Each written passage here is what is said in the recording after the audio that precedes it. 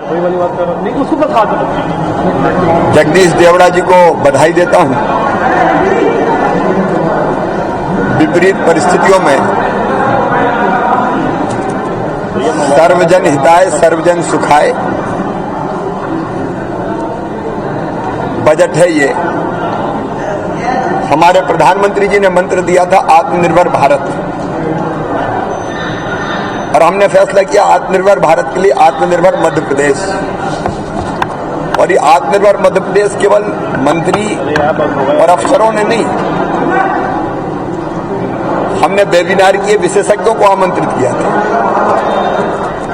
हमने जनता से सुझाव मांगे थे। तो अलग अलग क्षेत्रों के विशेषज्ञ, आम जनता, समाज के हर वर्ग के लोग, सबके साथ चर्चा और विचार विमर्श करके ये सेंटर में हमने आत्मनिर्भर भारत का के लिए आत्मनिर्भर मध्य प्रदेश का एक रोड मैप बनाया था। ये बजट आत्मनिर्भर मध्य प्रदेश बनाने का बजट है। इसके 4 प्रमुख स्तंभ, एक अधोसंरचना। अगर आप देखेंगे तो अधोसंरचना पर चाहे वो पानी हो, बिजली हो, पानी मतलब पीने का पानी छोड़कर कह रहा हूं, मैं सिंचाई की बात कर रहा हूं। अगर आप देखेंगे तो 44,152 करोड़ रुपए का लगभग प्रावधान किया गया है। आप जानते हैं कि अधोसंरचना के निर्माण से रोजगार के अवसर भी पैदा होते हैं। अधोसंरचना निर्माण और 2 और प्रमुख चीजें थी, एक शिक्षा और स्वास्थ्य। और दोनों पे अगर देखेंगे, शिक्षा और उससे जुड़े हुए क्षेत्रों पर, क्योंकि मैं पहले भी कहता रहा हूं 2 प्राथमिकता है हमारी, हेल्थ और एजुकेशन। हमको सरकारी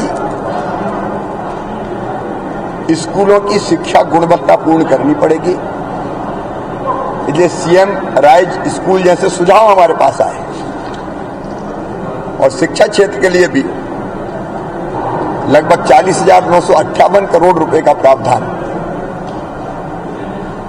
मध्य प्रदेश में पहले कभी नहीं किया गया।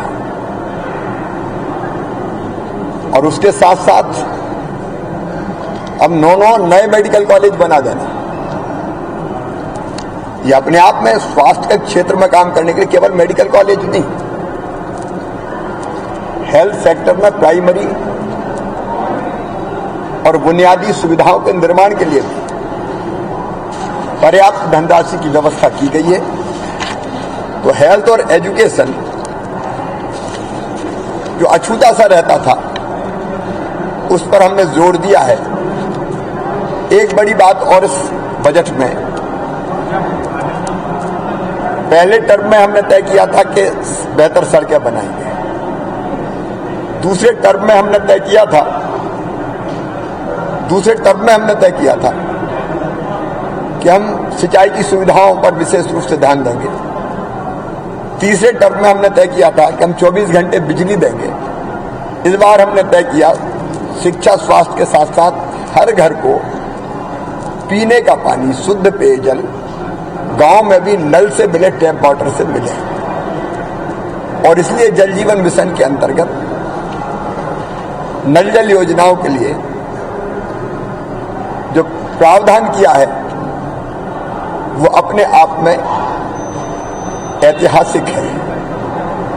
और ये महिलाओं के लिए, बहनों के लिए, बेटियों के लिए एक बड़ी सौगात है। हमने ये भी तय किया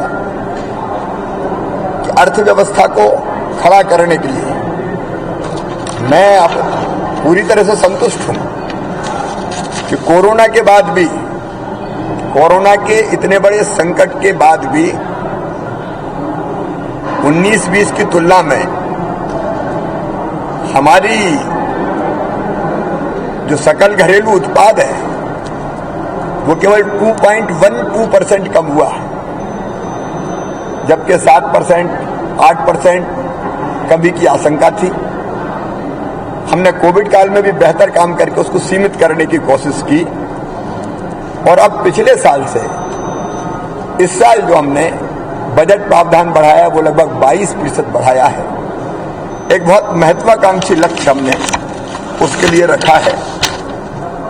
भौतिक अधोसंरचना के अंतर्गत हमने मिशन निर्माण, मिशन ग्रामोदय और नगरोदय, पेयजल की बात अगर कर रहे हैं तो गांव के लिए भी, शहर के लिए भी, और ग्रामीण विकास और शहरी विकास के लिए हमने पर्याप्त प्रावधान रखा हुआ है जिससे हम ठीक ढंग से विकास कर सकें।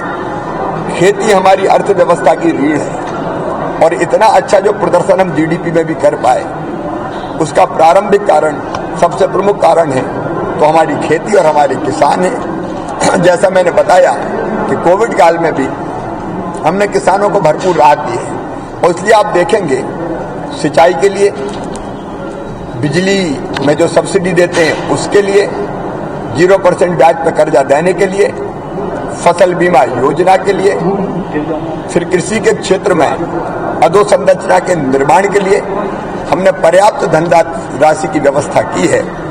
मुख्यमंत्री किसान कल्याण योजना के अंतर्गत 4,000 रुपया किसानों के खाते में डालना जारी रहेगा। 6,000 रुपया प्रधानमंत्री जी की योजना के अंतर्गत डलेंगे। लेकिन उसके अतिरिक्त फसल बीमा योजना का जो भी जिम्मेदारी हमने जो सर्वे करवाया, जो भी राशि आएगी, इस साल भी 8,000 करोड़ से ज्यादा दी, उसके लिए हम अपना शेयर देके पर्याप्त प्रावधान हम कर रहे हैं। फिर राहत की राशि के वितरण में भी किसानों को सरकार कसर नहीं छोड़ेगी। लेकिन गरीब कल्याण की जो योजनाएं थी उनको जारी रखने का भी हमने पर्याप्त प्रावधान किया है। संबल योजना फिर से प्रारंभ हो रही है और महिला सशक्तिकरण के लिए महिला सेल्फ हेल्प ग्रुप से लेके और जितनी भी महिला कल्याण की योजनाएं थी उन सबको हमने ढंग से जारी रखा है। तो बच्चों की शिक्षा हो, स्वास्थ्य हो, महिला सशक्तिकरण हो, नौजवानों को रोजगार देना हो, और रोजगार के लिए चाहे एमएसएमई का सेक्टर हो, स्वरोजगार की योजनाओं का हो, चाहे और अन्य क्षेत्र हो, उन सबको हमने पर्याप्त धनराशि आवंटित की है। कुल मिला के ये मध्य प्रदेश को तेज गति से आत्मनिर्भरता की तरफ ये बजट ले जाएगा। जनता के सुझावों को ध्यान में रखते हुए हमने अलग अलग मिशन निरामय, मिशन बोधि, मिशन अर्थ और मिशन दक्ष, मतलब स्किल डेवलपमेंट के लिए भी हमने संभागीय स्तर पर ideal ITI, global skill park, उन सब की व्यवस्था की है। और इस बजट के बारे में अगर मैं एक पंक्ति में कहूं तो सर्वे भवन्तु सुखिनः, सर्वे सन्तु निरामया, सर्वे भद्राणि पश्यन्तु का ये बजट है जो मध्य प्रदेश को प्रगति और विकास के रास्ते पर ले जाकर आत्मनिर्भरता की दिशा में ले जाएगा और प्रधानमंत्री जी के आत्मनिर्भर भारत के सपने को भी सच करेगा।